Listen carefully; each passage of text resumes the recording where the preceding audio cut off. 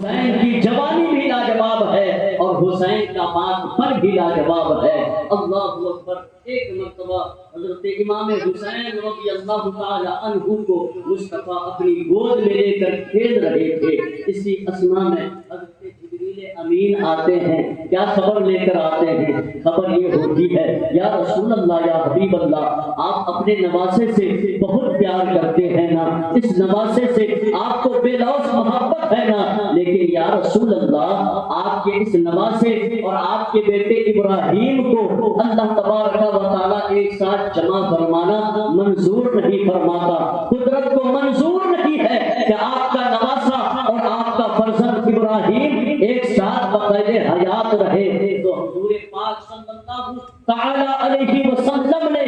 حضرت حسین کو اپنے بیٹے پر قربان نہیں کیا، بلکہ اپنے فرزند جناب ابراہیم کو حضرت حسین کے اوپر قربان کیا، اور جناب جبریل سے فرمایا مجھے حسین کا رہنا منظور ہے، میں اپنے نواسے حسین پر اپنے فرزند ابراہیم کو قربان کرتا ہوں۔ پھر اس کے بعد جب حسین مصطفیٰ کی بارگاہ میں آتے، مصطفیٰ حسین کو چومتے اور فخر کرتے ہوئے فرماتے، اے نواسے، تم وہ ہو جس پر میں نے اپنے فرزند ابراہیم کو قربان کیا ہے، میں نے تم پر ابراہیم کو نثار کیا ہے، میں نے تم پر ابراہیم کو قربان کیا ہے، اور تم کو ابراہیم پر ترجیح اور فوقیت دیا ہے، اس لیے تم میرے دلارے ہو، تم میرے لاڈلے ہو۔ جب بھی تو میدان کربلا میں جب دین اسلام لٹنے والا تھا، جب شاعر اسلام کو مشق کیا جا رہا تھا، جب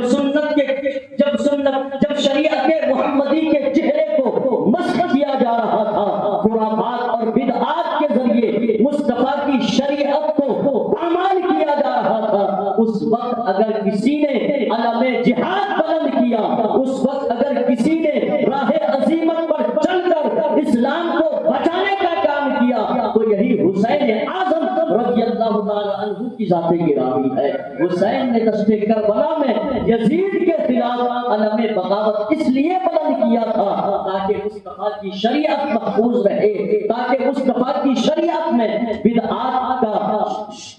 کی شمولیت نہ ہو، تاکہ مصطفیٰ کی شریعت میں خرافات کی شمولیت نہ ہو۔ حسین کا بچپن بھی لاجواب ہے، حسین کی جوانی بھی لاجواب ہے۔ حسین پاک رضی اللہ تعالی عنہ کی پرورش مصطفیٰ نے اس ڈھنگ سے کی ہے، جب حسین کو پیاس کی شدت ہوتی اور پانی میسر نہ ہوتا تو مصطفیٰ اپنی زبان نبوت نکال کر حسین کے منہ میں ڈالتے تھے اور زبان نبوت چشوا کر حسین کو سیراب کیا کرتے تھے۔ ایک موقع پر دونوں نواسے رو رہے تھے، مصطفیٰ کے کانوں تک رونے کی آواز آئی، اور ان دونوں کا رونا مصطفیٰ کو گوارا نہیں تھا، بلکہ مصطفیٰ کو فاطمہ سے فرماتے تھے، بیٹی میرے نواسوں کو رونے نہ دینا، کیونکہ ان کا رونا مجھے اذیت دیتا ہے، ان کا رونا مجھے تکلیف دیتا ہے، ان کا رونا میرے دل کو گوارا نہیں ہوتا ہے۔ یہ دونوں نواسے رو رہے تھے۔ جب پوچھا گیا بیٹی کیا وجہ ہے، کیوں رو رہے ہیں، تو جناب فاطمہ نے بتایا، اے بابا جان، یہ دونوں آپ کے نواسے پیاس کی شدت کی وجہ سے رو رہے ہیں اور پانی گھر میں موجود نہیں ہے۔ مصطفیٰ جان رحمت نے پانی تلاشا، کہیں پانی نہیں ملا، تو حضور پاک صلی اللہ تعالی علیہ وسلم نے جناب فاطمہ زہرا سے فرمایا، بیٹی حسن کو لاؤ۔ حضرت حسن کو مصطفیٰ کی گود میں لیا جاتا ہے، مصطفیٰ زبان نبوت نکالتے ہیں، حسن کے منہ میں ڈالتے ہیں، جب تک چوستے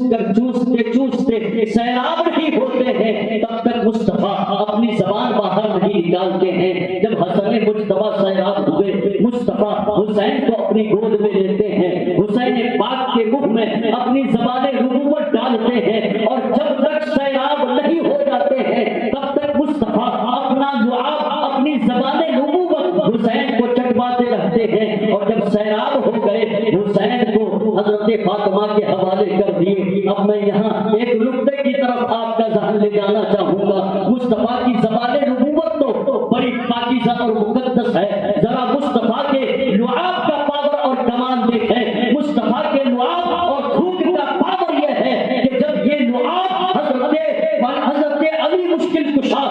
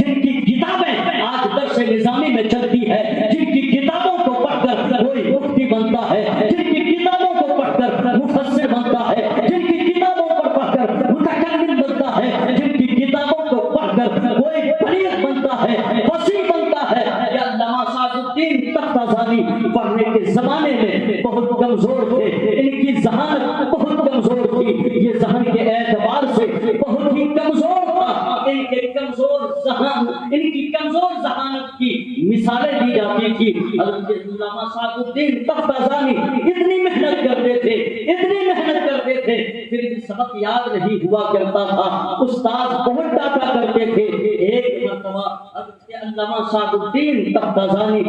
عصر کے بعد بھی سبق یاد کر رہے تھے، ایک اجنبی شخص آیا اور آ کر کہنے لگا، اے سعد الدین تم ہمیشہ پڑھتے رہتے ہو، چلو سیر و تفریح کے لیے چلتے ہیں۔ علامہ سعد الدین تفتازانی کہنے لگے، میں تو اتنا کمزور ہوں کہ اتنی محنت کرنے کے باوجود بھی سبق یاد نہیں ہوتا ہے، میں اس کام کے لیے پیدا نہیں کیا گیا ہوں، میں سیر و تفریح کے لیے نہیں پیدا کیا گیا ہوں، میں سیر و تفریح کے لیے نہیں جاؤں گا۔ وہ اجنبی شخص واپس ہو جاتا ہے، پھر دوسری مرتبہ آتا ہے، پھر کہتا ہے، اے سعد الدین اٹھو، چلو تفریح کے لیے چلتے ہیں۔ پھر علامہ سعد الدین وہی جواب دیتے ہیں، میں اس کام کے لیے پیدا نہیں کیا گیا ہوں، تم جاؤ سیر و تفریح کے لیے۔ پھر وہ واپس ہو جاتے ہیں، تیسری مرتبہ آ کر عرض کرتے ہیں، اے سعد الدین تفتازانی تمہیں کونین کے والی شاہ مدینہ حضور پاک صلی اللہ علیہ وسلم بلا رہے ہیں، اتنا سننا تھا۔ علامہ سعد الدین تفتازانی وارفتگی کے عالم میں کھڑے ہوتے ہیں اور دوڑتے ہوئے مصطفیٰ کی بارگاہ میں پہنچتے ہیں۔ مصطفیٰ فرماتے ہیں، اے سعد الدین میں نے تمہیں 2 مرتبہ بلایا، تو آیا کیوں نہیں؟ علامہ سعد الدین کھڑے ہو کر ہاتھ باندھ کر عرض کرتے ہیں، یا رسول اللہ، یا حبیب اللہ، ہمیں معلوم ہی نہیں تھا، ہمیں پتہ ہی نہیں تھا کہ آپ طلب فرما رہے ہیں، اگر معلوم ہوتا یہ سعد الدین قدموں کے بل نہیں بلکہ آنکھوں کی پلکوں کے بل چل کر آپ کی بارگاہ میں حاضر ہوتا۔ حضور پاک صلی اللہ تعالی علیہ وسلم کرم فرماتے ہیں، مصطفیٰ جان رحمت کا دریائے رحمت جوش میں آتا ہے اور علامہ سعد الدین تفتازانی سے فرماتے ہیں، اے سعد الدین تفتازانی افتح فمک، اپنا منہ کھولو۔ حضرت سعد الدین تفتازانی اپنا منہ کھولتے ہیں اور مصطفیٰ جان رحمت اپنا لعاب پاک علامہ سعد الدین تفتازانی کے منہ میں ڈالتے ہیں۔ خدا کی قسم جیسے ہی لعاب تحت مصطفیٰ علامہ سعد الدین تفتازانی کے منہ میں آتا ہے اور حلقوم کے ذریعے سے پیٹ میں اترتا ہے، اب علامہ سعد الدین کا سینہ کسی عام آدمی کا سینہ نہیں ہے بلکہ علوم و معارف کا گنجینہ بن جاتا ہے اور ایسا عالم ربانی بنتا ہے کہ ان کی کتابیں پڑھے بغیر وہ عالم بن ہی نہیں سکتا ہے۔